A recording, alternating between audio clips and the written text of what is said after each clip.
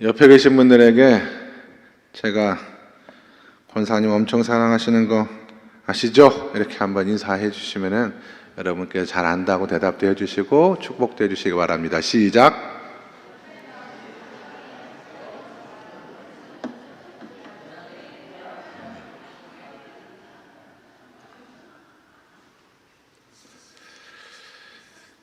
고린도전서 13장의 말씀이 사랑에 관한 말씀이고, 특별히 4절부터 7절까지 말씀은 여러분 너무나 잘 아시는 노래도 있죠. 복음성가도 있습니다. 근데 목사가 이 말씀을 설교하기는 쉽지는 않습니다. 왜냐하면 성경적인 말씀을 전하는 것은 어렵지 않을 수 있겠습니다만은 근본적으로 저는 사랑이 많은 사람이다라는 생각을 하고 있지 않기 때문에 설교를 한다는 것이 사실 쉽지가 않아요. 과거에는 제가 꽤 사랑이 많은 사람이라고 생각을 했었던 적도 있었거든요. 교회를 열심히 섬기고 충성되게 기도의 사명 감당하면 그 사랑이 많은 거 아닌가 그런 생각을 했는데, 어떤 사건을 계기로 내가 그렇게 사랑이 많은 사람이 아니구나 라는 사실을 깨닫게 되면서부터 적어도 사랑 앞에서는 겸손한 마음을 가지고 살아야겠다 그런 생각이 있더라고요. 우리가 말로는 우리가 믿는 이 신앙과 믿음이 사랑의 종교이기도 하고, 우리는 마땅히 예수님처럼 사랑하는 삶을 살아가야 된다라고 말하지만 사실 말하는 것만큼 사랑의 삶을 살아내는 것은 쉽지는 않다. 제가 얼마 전에 글을 읽다가 불교에 이런 말이 있어요. 조금 생뚱맞지만 사랑하다가 죽어버려라 라는 그런 말이 불교도 있더라고요. 그러니까 사랑의 어떤 절대성이라든지 사랑의 진정성, 그런 것을 표현하는 말 아닌가 싶어요. 죽기까지 사랑하라 라고 하는 그런 얘기인데, 불교에도 이런 얘기가 있구나. 그렇지만 사랑의 원조는 역시 기독교죠. 왜냐하면 기독교는 말로만이 아니라 그리스도 예수께서 우리를 사랑하시기 위해서 이 땅에 오셔서 실제로 죽으셨기 때문에, 그래서 오늘 고린도전서 13장의 주제도 이제 사랑의 내용으로 기록이 되어 있다라고 할 수가 있겠습니다. 바울은 13장의 말씀을 시작할 때에 12장의 말씀과 연결해서 이런 얘기부터 시작을 해요. 사랑이 없는 은사 혹은 사랑이 없는 섬김은 사실 소용이 없다, 이 얘기부터 합니다. 그러니까 13장에서 1절부터 기록되어져 있는 어떤 은사들이 있잖아요. 방언의 은사, 예언의 은사, 지식의 은사, 믿음의 은사, 이런 것은 12장에 이미 언급되어 지난 시간 우리가 함께 나누었던 내용들이에요. 그런 고린도 교회 교인들은 우리에게 이런 은사가 많다, 이런 걸 굉장히 자랑스럽게 생각했던 바로 그 은사들을 이야기하며, 바울이 가장 먼저 한 얘기는 뭐냐면, 그런데 사랑이 없으면 말이지 그와 같은 은사도 다 소용이 없다, 이 이야기를 하고 있는 거예요. 또 3절에서는 섬김의 은사를 얘기를 하거든요. 내가 가진 것을 다 어려운 사람들에게 나누어 줄 줄 알고, 또 내가 내 몸을 불사르게 다른 사람을 위해 내어줄지라도 그건 큰 사랑 아닙니까 여러분? 얼마나 사랑이 크길래 자기 모든 것을 다 내어주고 목숨까지 바치냐 이 말이에요. 그러나 그렇지 않을 수도 있다라고 하는 거예요. 예를 들면 내가 사람들이 사람들이 인정하고 사람들이 존경하는 것을 따라서 자신의 재산을 많이 구제에 사용할 수 있도록 내어주는 일은 사랑 없이도 할 수 있다 이 말이죠. 사람들이 존경하고 또 세상 속에서 인정을 받고 그런 것들을 크게 생각한다라고 한다면 얼마든지 할 수가 있는데, 중요한 거는 그 마음의 중심이 사랑에 의한 것이냐 아니냐, 이걸 얘기하는 거예요. 목숨을 불사르게 내어준다는 말은 이거는 뭐 순교한다 그런 의미겠죠. 그런 순교 현장에 있어서도 그것이 정말 사랑의 동기에 의하여 드려진 순교냐? 바울은 은사와 섬김이 필요 없다고 말하는 것은 아닙니다. 은사와 선교가 은사와 그리고 섬김이 사랑의 동기가 되어 있지 못하면 그것은 소용이 없는 것이다 라고 하는 그런 이야기를 하는 거예요. 그래서 우리가 하나님의 교회에서 은사를 따라 섬기고 또 여러 가지 사역들을 감당할 때 그 사역의 원동력이, 그 은사를 사용함에 있어서 원동력이 무엇이 되어야 된다? 사랑이 되어야 된다, 이 얘기를 하는 거예요. 왜냐하면 왜 은사와 섬김의 동기가 사랑이 되어져야 되느냐? 바울은 두 가지를 얘기하거든요. 하나는 뭐냐면 사랑의 동기가 되어야 은사의 목적을 이룰 수 있기 때문에 그렇다라고 하는 거예요. 목적을. 여러분 혹시 기적적으로 기억하시는 분이 있으면 너무나 감사할 것 같아요. 하나님이 교회에 그리고 저와 여러분에게 은사를 주신 목적이 무엇이라고 지난 시간 우리가 살펴보았어요. 하나님이 우리에게 은사를 주신 것은 개인의 신앙생활의 유익도 있어요. 그러나 가장 큰 은사의 가장 큰 목적은 공동체를 섬기고 공동체를 세우기 위해서 하나님께서 은사를 주셨다라고 우리가 고린도전서 12장 7절에서 보았거든요. 근데 만약 사랑이 없는 은사는 공동체를 세우기보다는 어쩌면 공동체를 파괴하는 결과를 빚을 가능성도 있다라고 하는 거예요. 그만큼 은사 사용에서 사랑이 결정적이에요. 고린도 교회를 예를 들면은요, 이 사람들 지식의 은사를 받은 사람들 아닙니까? 그런데 그 지식의 은사 위에 사랑이 더하여져야지 영혼들을 돌볼 수가 있는데, 나는 우상제단에서 드려진 이 제물 먹는 거 전혀 이것이 문제가 있다고 생각하지 않는다라고 하면서 먹음으로 말미암아 믿음이 연약한 사람들을 실족해 했다라고 하는 거예요. 공동체를 어렵게 했다는 것입니다. 방언의 은사를 받았어요. 그러면 예배의 질서 안에서 하나님과 공동체를 위해서 그 기도를 사용해야 됨에도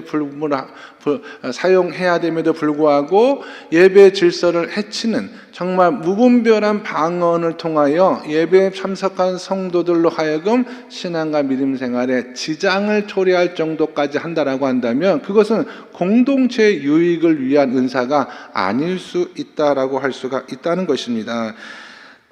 이처럼 사랑이 없는 은사는 파괴를 가지고 와요. 그래서 주변에 교회 공동체를 어렵게 만드시는 분들의 행동을 가만히 보면은요, 우리 교회 말고 교회 공동체가 큰 분란 가운데 들어가고 어려운 경험을 하는 것을 옆에서 가만히 지켜보면은요, 그분들이 보통 분들이 아니거든요. 교회 중직이고 은사도 많이 받은 사람이고 말씀도 많이 아는 사람들임에도 불구하고 그 순간 자기 의에 빠져서 자기 의를 내세우는 가운데에는 공동체의 유익이 무엇인지, 공동체를 어떻게 지켜야 되는지, 그 공동체가 싸움 가운데 많은 연약한 성도들이 상처를 입고 교회를 떠나가거나 신앙에서 실족한다라고 하는 사실을 도대체 인지하지 못하고 자신들의 의를 중심으로 한 그 모든 것들은 공동체를 파괴하는 행동으로 결과적으로 이어지기 때문에 바울은 하나님께 주신 이 아름다운 은사를 사용함에 있어서 항상 그 기본에는 뭐가 있어야 되느냐? 사랑이 있어야 된다. 사랑이 있어야지 공동체를 세우고 공동체에 유익을 끼칠 수 있는 은사 사용이 되는 것이지, 사랑이 빠져버리면 오히려 공동체를 파괴할 수도 있다라고 하는 것을 이야기하고 있는 거예요. 또 우리가 왜 은사와 섬김에 있어서 사랑의 기초가 되어야 되느냐? 그것만이 하나님께서 인정하시는 사역이 되기 때문에 그렇습니다. 하나님께서 인정을 받을 수 있는 사역이 되기 때문에 그래요. 사랑에 기초하지 않으면 아무리 많은 은사를 가졌어도 아무리 정성껏 섬겼어도 하나님께서 인정하지 않을 수가 있다라고 하는 거예요. 여러분 마태복음에 그런 말씀이 있거든요. 예수 이름으로 병을 고치고 예수 이름으로 귀신을 내쫓고 예수 이름으로 선교 현장에서 많은 사역을 했던 사람들이 주님 앞에 와서 주님 우리가 이런 이야기를 했다라고 했을 때 주께서 이런 말씀을 하시거든요. 나는 너희를 도대체 알지 못한다라고 하는 말씀을 하셨던 것이 대표적인 케이스입니다. 은사는 넘쳐났지만 하나님께 인정받지 못한 경우라고 할 수가 있겠죠. 또 구제를 많이 한 사람에게 예수님께서 이런 말씀도 하셨거든요. 너희 상은 이미 받았다라고 냉정하게 말씀하신 장면도 나와요. 왜 이런 말씀을 하셨을까? 그런 것 같습니다, 여러분. 우리가 사역을 통해서 하나님의 영광을 돌렸을 때는 그냥 온전히 하나님의 영광을 돌리는 것이 맞아요. 우리는 무익한 종이다라고 하는 이런 믿음이 있어야 돼. 그리고 모든 하나님의 사역을 사랑의 이름으로 행해야 되는데, 간혹 우리가 신앙생활하면서 교회 사역을 하면서 은사와 또 구제와 섬김의 사역을 감당하면서 자기 공로와 인정에 빠지게 되는 경우가 많거든요. 왼손이 하는 일을 오른손이 모르게 하라라는 말씀은커녕 왼손이 하는 일을 동네방네 소문을 내면, 그러면 하나님께서 네 상은 이미 다 받았다라고 말씀하실 수가 있다라고 하는 것입니다. 그래서 하나님 앞에 인정받는 은사와 섬김이 되기 위하여서는 사랑에 기초한 은사의 사용과 섬김이 돼야 된다라고 하는 것입니다. 여러분, 신앙생활 오래 하신 분들 있잖아요. 교회에서 연륜이 오래되고 또 공부도 많이 하시고 또 은사도 많으신 분들이 연륜이 길면 길수록 더 고집스러워지고 까다로워지고 재미없는 사람이 되는 이유는 무엇이냐면, 이 사랑에 집중하기보다는 다른 것들에, 성경 지식이나 은사나 봉사나 이 부수적인 것들에 집중하기 때문에 그렇습니다.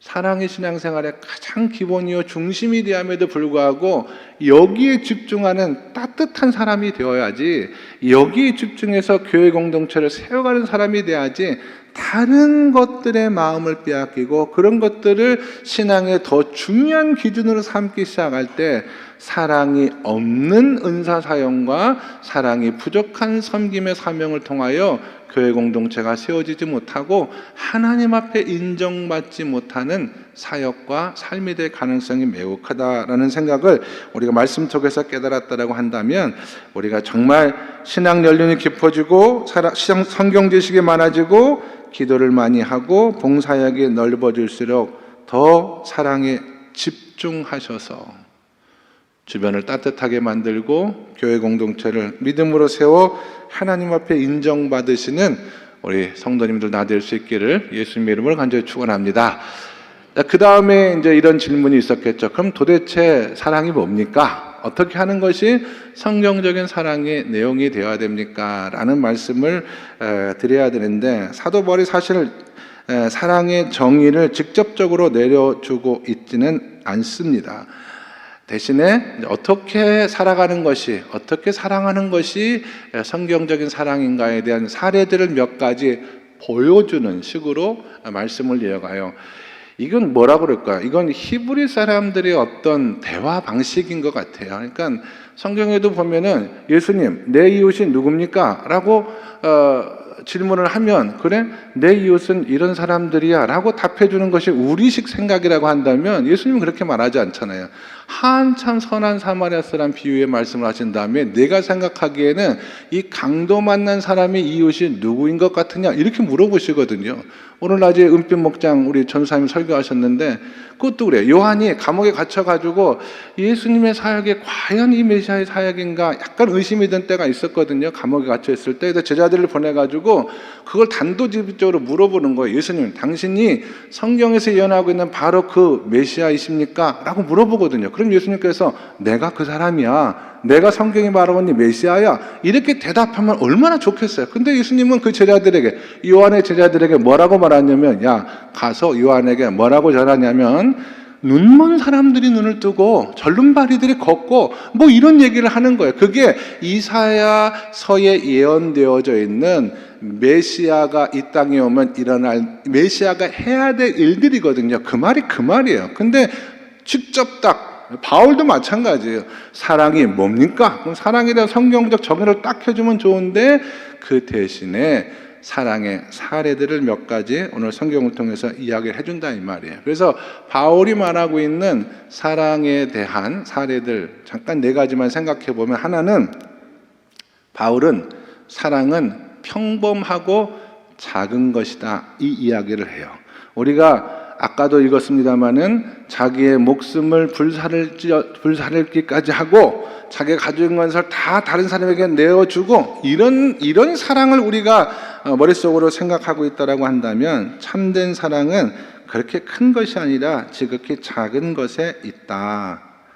가장 흔하게 매일매일 우리가 경험하는 일상 속에 하나님의 사랑이 있는 것이고, 우리가 매일매일 만나는 그 사람들과의 관계 속에 진짜 사랑이 있다라는 그 이야기를 바울이 한단 말이에요. 이게 무슨 말이냐면, 여러분, 추상적인 것을 사랑하는 것은 전 어렵지 않다고 생각해요. 전 인류를 사랑하거든요. 전 대한민국도 사랑해요. 그리고 저는 양림교회도 사랑합니다. 그러나 이것은 매우 추상적이에요.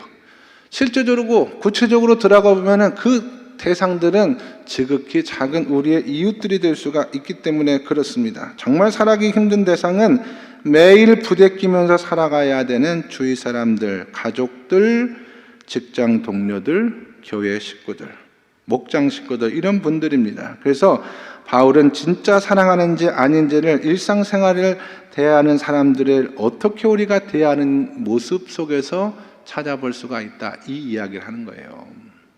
일상 속에 만나는 사람들을 어떻게 대하고 있느냐, 그 모습 속에서 이 사람이 사랑이 있는 사람이냐 그렇지 않은 사람이냐 알 수가 있다라는 이야기를 하고 있는 것입니다. 여러분, 알버트 스바이처라고 하는 선교사님을 기억하시는 분들 많으실 거예요.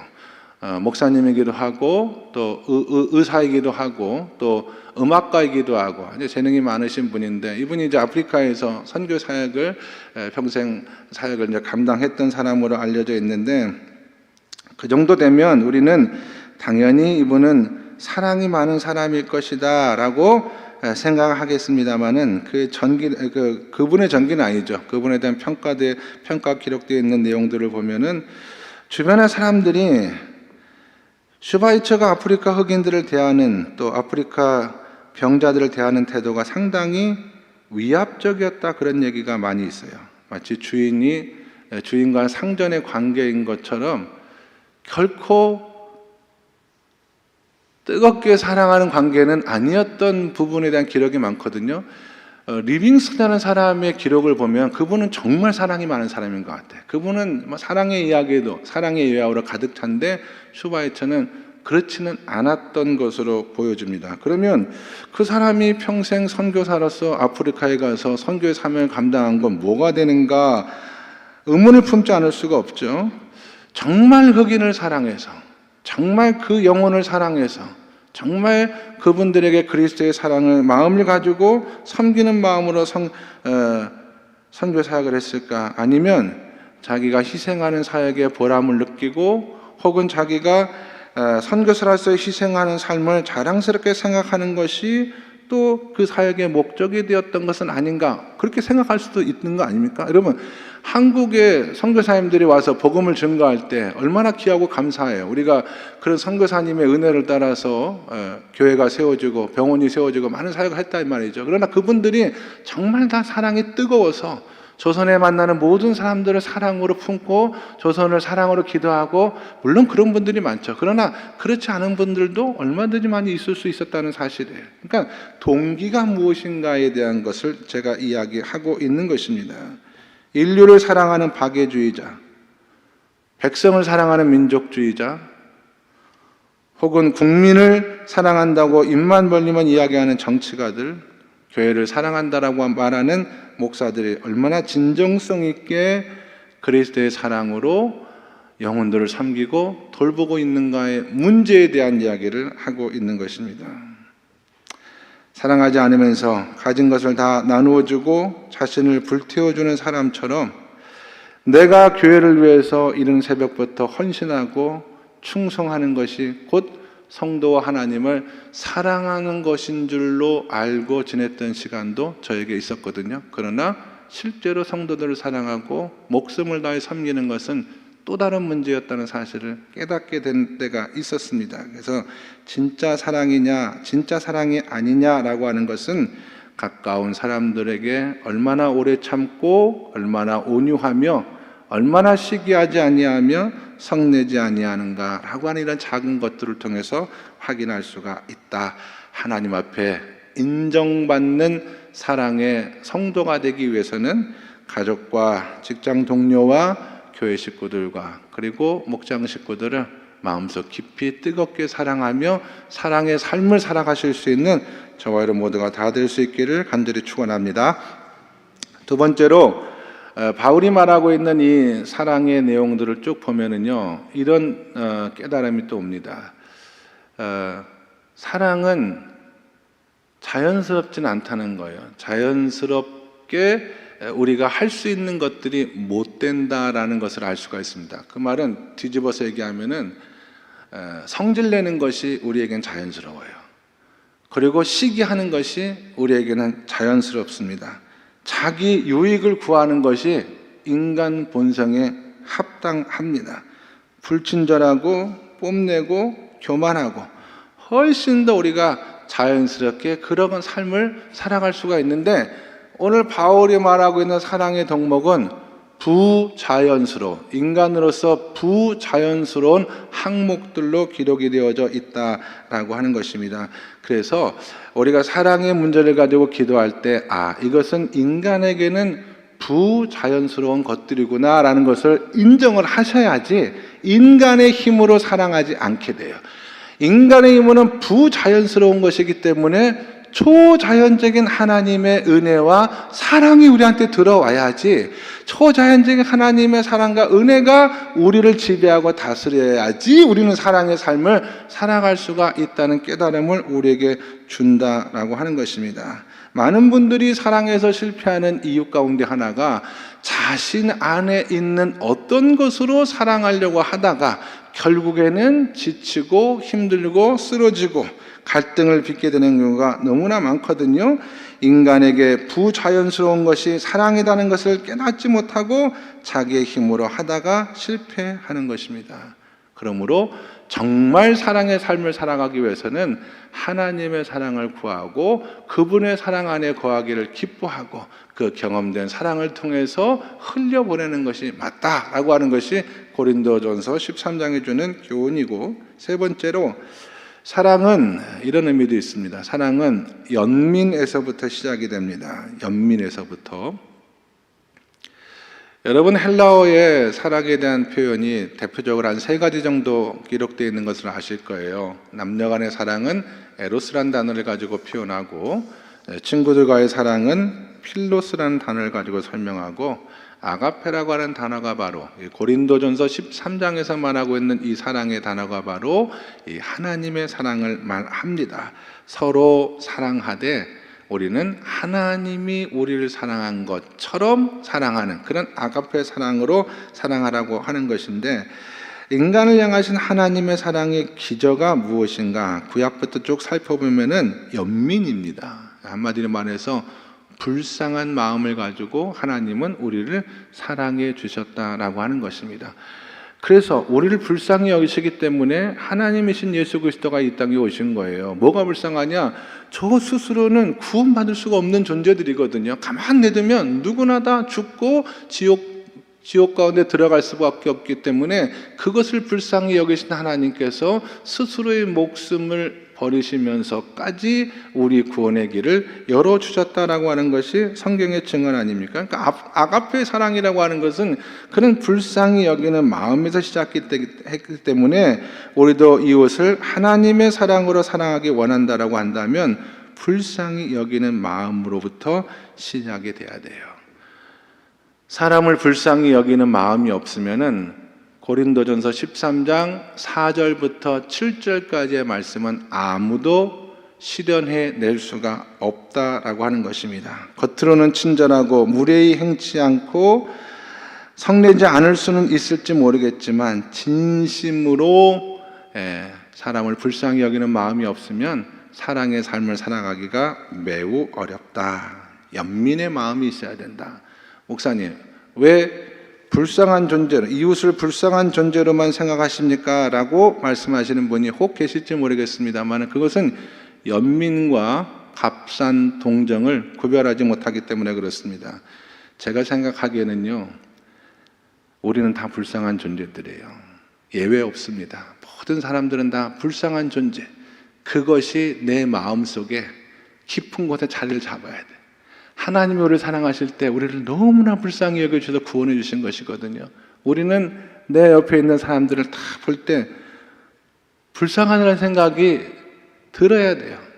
왜냐하면 우리는 인간이라고 하는 존재 자체가 여러분 세월이 지나면 늙잖아요. 그리고 더 지나면 죽지 않습니까? 그걸 생각해 보면 불쌍하지 않아요? 제가 며칠 전에 잠자리에서 가만히 우리 아내가 자고 있는데 얼굴을 이렇게 쳐다봤는데 너무 불쌍한 거예요. 왜냐하면 이 사람이 피부가 얼마나 끝장나게 좋은 사람인데 주름이 있는 거예요. 주름이 있고 눈만 뜨면 그냥 눈에서 총기가 반짝반짝한 사람인데 눈을 감고 자는데 아주 그냥 눈덩이가 툭 꺼진 것이, 야, 세월이 벌써 이렇게 지났나? 그런 생각하니까 너무 불쌍한 마음이 들어가는 거예요. 장례식 가가지고 사랑했던 사람이 시신이 되어서 그 모습을 바라보면, 이렇게 다 하나님 품으로 가고만 인생인데 뭘 그렇게 북적대면서 다투고 싸우고 그렇게 살았는가, 그런 생각이 들으니까 너무너무 불쌍한 거예요. 그런 눈으로 보면은요, 세상에 다 불쌍한 거예요. 다 불쌍한 거예요. 우리 권사님들도 보면 불쌍하고, 나라를 위하겠다가 입 바른 소리는 하지만 배신하고 뭐 그냥 하는 그런 정치가들만 봐도, 그들이 하는 얘기만 들어도 너무 그 사람들이 불쌍하고요.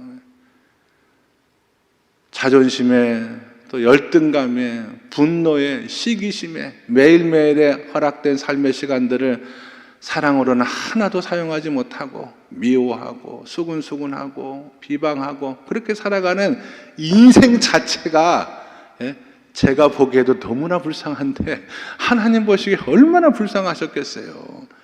그런 마음이 우리 마음속에, 그게 저는 아가페 사랑의 기초가 아닐까 싶거든요. 인생을 불쌍하게 바라보는 그런 마음, 죄에서 완전한 자유를 얻기 전까지 죄로 말미암아 모든 인간은 다 불쌍한 존재구나 라고 하는 그런 깨달음이 오늘 말씀 가운데 오는 거예요. 그런 연민의 마음이 생길 때 자연스럽게 하나님의 아가페의 사랑이 우리 마음속에 차오르는 경험을 하게 된다라고 하는 것입니다. 이런 연민은 상대방을, 사람을 좀 많이 이해하시는 사람에 대한 이해로부터, 저도 한때는 사랑이 뜨거운 목사가 되게 해달라고 기도를 많이 했는데, 그러면 하나님께서 내 마음을 불같이, 유명한 목사님들이 하셨던 그 사역들을 보면 내가 이 기도를 하면 하나님께 내 마음을 뜨겁게 불같이 해주셔서 말과 행동과 막 설교도 그냥 엄청 뜨거운 사랑의 설교를 하고 그럴 줄 알았거든요. 근데 안 그러더라고요. 전혀 안 그러더라고요. 그 다음에 제가 기도 가운데 깨달은 것이, 하나님, 사람을 이해할 수 있는 마음을, 그 사람의 처지와 형편을 이해할 수 있는, 우리 성도들이 처하고 있는 현실과 처지를 이해할 수 있는 마음을 달라고 기도했더니 그때부터 사람들이 불쌍히 여기는 은혜가 임하기 시작하더라고요. 이해가 되는 거예요. 저마다 자기들이 할 말이 있는 거고, 그런 행동을 하게 됐던 이유가 있는 거고, 그럴 수밖에 없었겠구나 라고 하는 것이 이해가 될 때 연민의 마음이 들어오고, 거기서 사랑이 채워지는 그런 은혜를 경험을 하게 되었다라고 하는 것입니다. 아가페 사랑은 세상으로부터 생겨나지 않아요. 하나님으로부터 오는 것입니다. 그러므로 하나님의 사랑으로 이웃을 사랑하며 살게 해달라고 기도하시고, 그 기도 가운데 깨달음이 있다면 연민의 마음을 달라고 하나님 앞에 구하시고, 그 연민의 마음은 결국 그 사람의 처지와 형편을 이해하는 그런 마음 속에서 생겨난다라고 하는 것을 깨달으셔서 우리 성도님들이 적어도 사랑에 있어서는 하나님 앞에 많이 기도하시고, 우리가 신앙생활할 때 가장 가까운 사람들을 통하여, 여러분 13장 4절부터 7절까지만 다시 한번 읽도록 하겠습니다. 4절부터 7절까지 천천히 같이 한번 읽겠습니다. 시작. 사랑은 오래 참고, 사랑은 온유하며 시기하지 아니하며, 사랑은 자랑하지 아니하며 교만하지 아니하며, 무례히 행하지 아니하며, 자기의 유익을 구하지 아니하며, 성내지 아니하며, 악한 것을 생각하지 아니하며, 불의를 기뻐하지 아니하며, 진리와 함께 기뻐하고, 모든 것을 참으며, 모든 것을 믿으며, 모든 것을 바라며, 모든 것을 견디느니라. 아멘. 저는 7절이 너무나 은혜가 되어가지고 한동안 이 7절 말씀만 붙들고 기도할 것 같아요.